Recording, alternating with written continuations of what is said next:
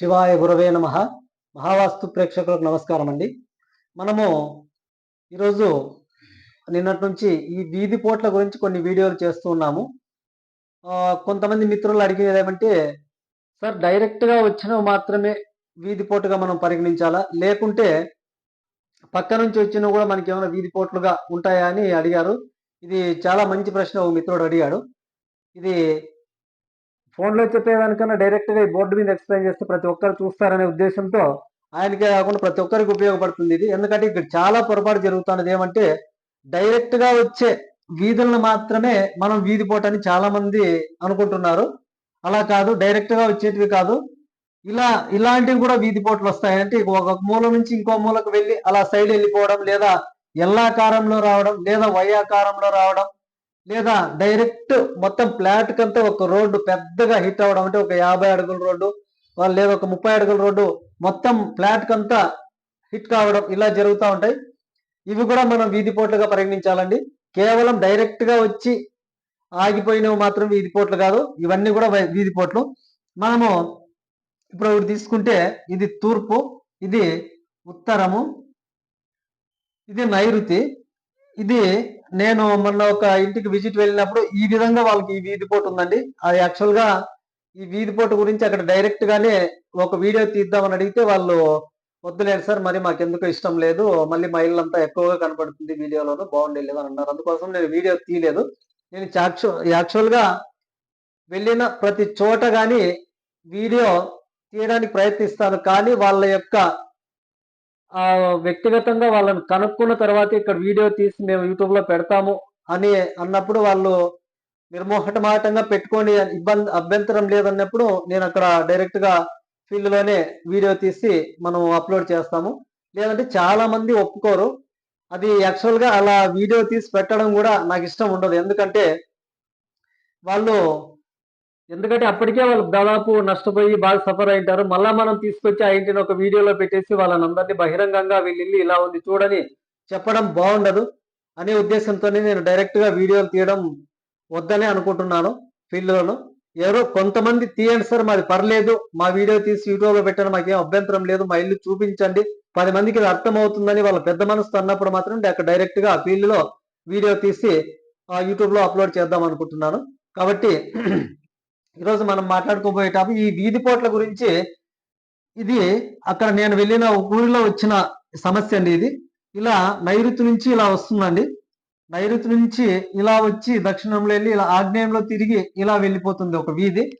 ఇది వీధి పోట అవుతుందా అని వాళ్ళు దానికోసమే నన్ను పిలిపించారు. అక్కడికి వెళ్ళి చూశాను.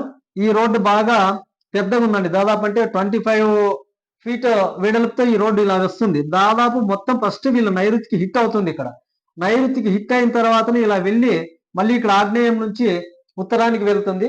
ఇది ఖచ్చితంగా వీధి పోటేనండి. చెప్పాను వాళ్ళకు, మీరు చాలా నష్టపోయి ఉంటారండి. ఇప్పటికే చాలా ఇబ్బందులు కూడా అయింటారు మీరు. అంటే నేను చెప్పింది కరెక్ట్ గా వాళ్ళ ఇంట్లో ఆ ఇంటి యజమానికి స్ట్రోక్ రావడము, ఆయన మంచాన పడ్డము, ఇలా జరిగిందంట. వాళ్ళైతే అదే అన్నారు, ఆశ్చర్యపోయారు. మేము ఇంత ఉంటుంది వీధి పోటు గురించి అనేది తెలియదు మాకని అన్నారు. ఇది చెప్పానండి. నైరుతి నుంచి ఇలా వెళ్ళింది. ఇది కూడా పెద్ద డేంజర్ వీధి పోటేనండి. ఎందుకంటే ఇక్కడ వచ్చే మనుషులు కానీ వాహనాలు కానీ ఖచ్చితంగా లైటింగ్ వచ్చి బెడ్రూమ్ మీద ఖచ్చితంగా పడుతుంది. పడినప్పుడే దానికి నెగిటివ్ ఇంపాక్ట్ అనేది ఆ రూమ్కి వస్తుంది. కాబట్టి ఖచ్చితంగా ఇది వీధి పోటే, దీంట్లో అనుమానం లేదు. ఖచ్చితంగా ఇది పెద్ద వీధి పోటు, ఇది డేంజర్ వీధి పోటు. అలాగే ఇది ఒకటి. ఇంకొకటి ఎల్లాకారంలో ఇలా వస్తుంది. అంటే ఇది వాళ్ళ ఇంటికి ఉన్నది కాదు, నేను మామూలుగా చెప్తా ఉండేది. ఇది నేను ప్రాక్టికల్ గా వేరే ఇళ్ళ దగ్గర చూసినది. ఇలా ఎల్లాకారంలో ఒక వీధి వస్తుంది. కరెక్ట్ గా వాళ్ళ నైరుతికి హిట్ అయి ఇలా మళ్ళీ తిరిగి ఉత్తరానికి వెళ్ళిపోతుంది.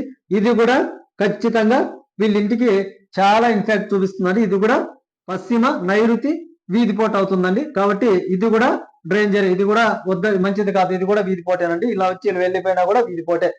డైరెక్ట్ గా హిట్ కావాలనేది ఏం లేదండి. అలా వచ్చి మనం ఎక్కడైతే మన ఇంటికి టచ్ అయ్యి మళ్ళీ తిరిగి వేరే సైడ్కి వెళ్ళిపోతున్నా అది మనం వీధి పోటుగానే పరిగణించాలి. కాబట్టి ఇది అలా. ఇంకొకటి ఇలా పెద్ద రోడ్డు అండి. ఇది దాదాపు 40 అడుగుల రోడ్డు.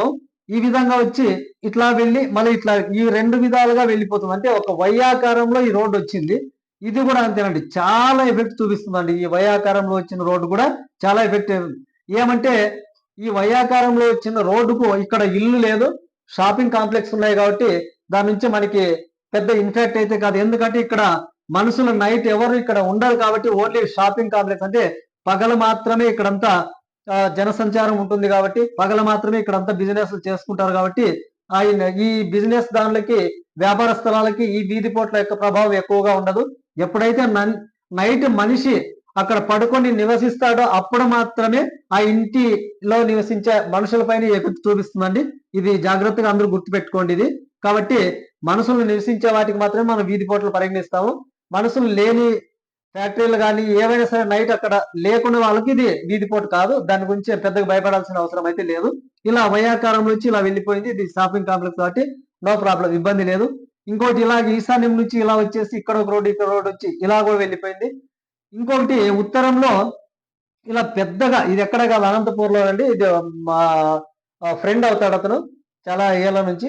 అతనికి డైరెక్ట్ గా ఇక్కడ ఉత్తరం నుంచి ఇలా వచ్చింది మొత్తం. అంటే ఉత్తరం ఫ్లాట్ అంతా మొత్తం ఆ ఫ్లాట్ 40 అడుగులు ఫ్లాట్ ఉంటే ఆ ఫ్లాట్ టోటల్ 40 అడుగుల రోడ్డు వచ్చేసిందండి. ఇక్కడ టోటల్ ఎగ్జాక్ట్లీ వచ్చి ఆ ఇంటికి వచ్చి ఆగిపోయిందండి. ఇది చాలా ఎఫెక్ట్. ఇక్కడ అంటే ఇంకా అతను స్థలం చూపించారు నాకు, ఇక్కడ ఇల్లు కట్టొచ్చా వద్దా అని. నేనైతే వద్దనే చెప్పేశాను, ఇక్కడ మాత్రం ఇల్లు కట్టకండి. దీన్ని 2 విధాలుగా డివైడ్ చేద్దాం. 2 విధాలుగా డివైడ్ చేసినప్పుడు ఒకటి ఈశాన్యంలో వచ్చే విధంగా చేద్దాం, ఒకటి ఉత్తరంలో వచ్చే విధంగా చేసినప్పుడు మనకు ఏది ఎక్కువ ఎఫెక్ట్ కాకోకుండా చూసుకొని ఇక్కడ ఇల్లు కడదామంటే సరే అన్నాడు ఆయన కూడా. కాబట్టి ఇలా పెద్దగా వీధి వచ్చి మన ఇల్లు చిన్నకున్నప్పుడు మొత్తం ఇల్లంతా వీధి వచ్చింటే మాత్రము ఇలా చాలా ఎఫెక్ట్ అని. ఇప్పటికీ ఒకవేళ ఇలా వీధి వచ్చి ఉంటే కాబట్టి మీరు భయపడాల్సిన పని లేదు. దీనికంటూ రెమెడీ నేను చెప్పాను కదా, గోడ కట్టడం ఏదో చేయడం అని. కాబట్టి అలా చేసుకోండి, దీని ఇన్ఫాక్ట్ కొంతవరకు తగ్గుతుంది. కాబట్టి డైరెక్ట్ గా వస్తేనే మనకి వీధి పోటు కాదు, ఇలా వచ్చినవి కూడా ఖచ్చితంగా వీధి పోట్లు. దీని నుంచి కూడా మనకు ఇంటికి వాస్తు దోషాలు ఖచ్చితంగా ఏర్పడతాయి. దాన్ని మాత్రం మనము ఖచ్చితంగా ఎదుర్కోవాల్సింది తప్పదు. కాబట్టి ఇవన్నీ కూడా వీధి పోట్లేనండి, చాలా జాగ్రత్తగా ఉండండి. అలాగే వీధికి ఎదురుగు కూడా సింహద్వారం లేకోకుండా ఖచ్చితంగా ఉండాలండి. ఎప్పుడైతే ఈ వీధికి ఎదురుగా సింహద్వారం ఉన్నా కూడా ఖచ్చితంగా దాని ఎఫెక్ట్ ఆ ఇంటి వాళ్ళపైన ఖచ్చితంగా చూపిస్తుంది. అది ఎటువంటి ఏ ఫేసింగ్ అయినా సరే, ఎటు రోడ్డు ఉన్న ఇల్లు అయినా సరే సింహద్వారానికి ఎదురుగా వీధి రాకూడదు. దీన్ని వీధి వాకిలి అంటాము. కాబట్టి ఇలా వచ్చినా కూడా ఆ ఇల్లు అభివృద్ధిలోకి రాదండి. అది డెవలప్మెంట్ అనేది లేకోకుండా ఆ ఇంట్లో మగ సంతానం కూడా లేకోకుండా ఎప్పుడూ శ్రమ కోర్చి వాళ్ళు జీవించాల్సింది అంతే. ఇంకంతకన్నా వాళ్ళు డెవలప్మెంట్ అనేది అభివృద్ధి అనేది ఏమాత్రం ఉండదు. కాబట్టి వీధికి ఎదురుగా వాకిలి లేకుండా కాంపౌండ్ గేట్ ఉన్నా పర్లేదు కానీ సింహద్వారం లేకుండా మాత్రం ఖచ్చితంగా చూసుకోండి. ఖచ్చితంగా డెవలప్మెంట్ అనేది ఉండదండి.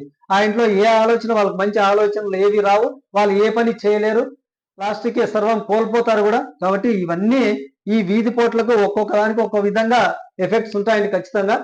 ఇవన్నీ ఎందుకంటే నేను ప్రత్యక్షంగా చూసి నేను సైట్కి విజిట్ వెళ్ళిన ఖచ్చితంగా ఇవన్నీ నేను చూసినవేనండి. ఇవే చెప్తాను వాళ్ళకి, ఎందుకంటే వాళ్ళు బాధపడతారో ఏం చేస్తారో తెలియదు, కానీ నా ధర్మం ప్రకారం నేను చెప్పాల్సిందే అక్కడ. కాబట్టి ఇది మీకు కూడా అర్థం చేసుకుంటారని, మీకు కూడా ఇలాంటి ఇబ్బందులు ఏమైనా ఉంటే మాత్రం దాన్ని ఖచ్చితంగా రెమెడీ చేసుకోండి. ఎందుకంటే ఎప్పుడు ఇలాగ ఉంటే మాత్రం మీరు కూడా అభివృద్ధిలోకి రాలేరు. కాబట్టి మీరు బాగుండాలంటే ఖచ్చితంగా వీటికి ఒక రెమెడీ చేసుకొని బాగుపడండి. మీరు బాగుంటారు, నేను బాగుంటాను, అందరూ బాగుండాలనే ధ్యేయంతో నేను మనందరినీ మనస్ఫూర్తిగా కోరుకుంటూ ధన్యవాదాలు. Thank you.